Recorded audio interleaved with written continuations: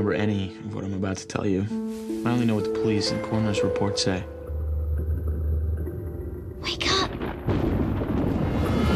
The story is basically about the meeting of two really bizarro minds.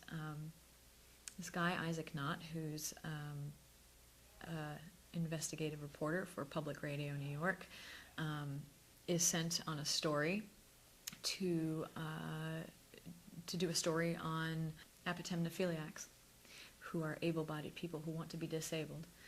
My character tips him off to the subculture, and the two of them embark on a journey down the rabbit hole into a Mad Hatter's Tea Party of able-bodied people who want to be disabled, and that journey and romance leads Isaac towards sort of some disturbing self-discovery.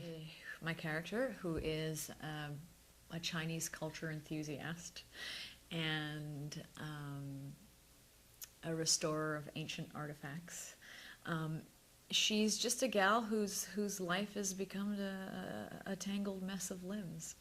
The caller who gave us this tip, ancient Chinese girl. She wants to meet Isaac. Hop in.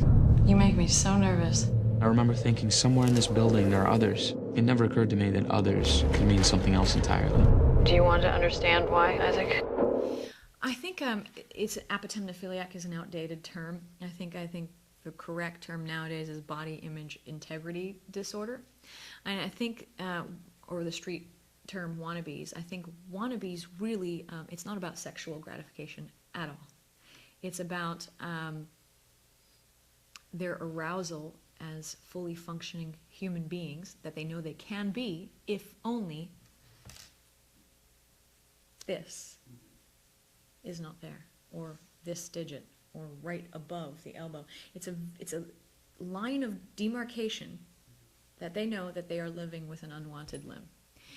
These guys, they really differentiate themselves from the pretenders, who take on the braces, the wheelchairs, and the crutches, but will put them down at the end of the night because they don't want it to be their reality.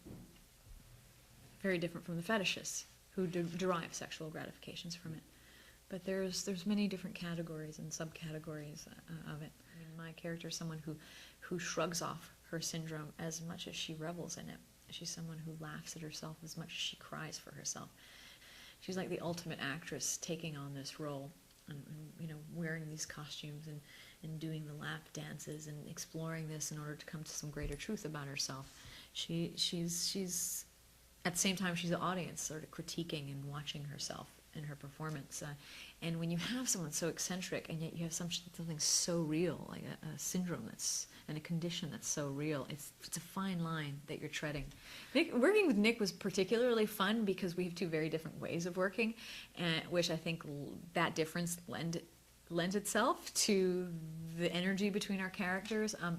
I don't mind the element of surprise, and Nick needs to know what's coming. Nick needs to know what to expect, and I think my character Fiona is very disarming, and she's a strange bird, and so that those different approaches to the work sort of lend itself to the energy between the characters. Are you okay? What did she tell you?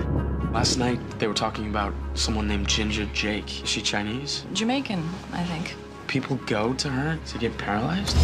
I'm very, very lucky and so happy to be doing the kind of work that I'm doing, but to be working with the kinds of people and directors that I'm working with, and I'm just having so much fun. I really am. I'm never bored, and I'm grateful to to The Departed, and for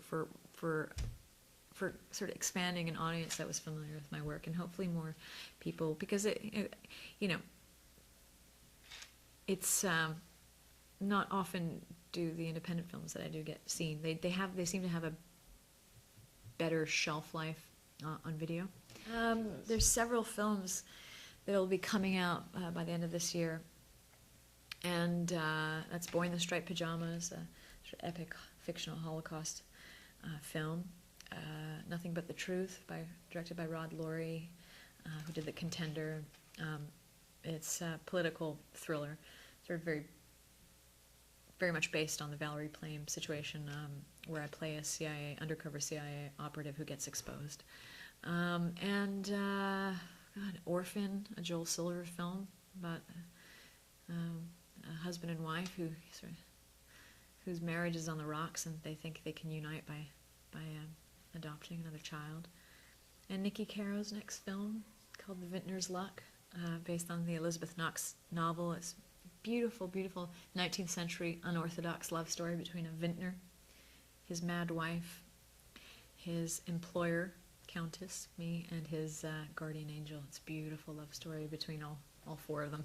Wow. Yeah, lots of stuff coming out, stuff that I'm really proud of. I am taking it away. Oh, we have a short shelf life as women, as you know, so you got to take the work when it comes. But no, I am looking forward to a little break. She lied to you, your contact. You think that could be a problem? Because I can see how it can be a problem. Wake up! You still have no idea, do you? Does it have to be me? It has to be you.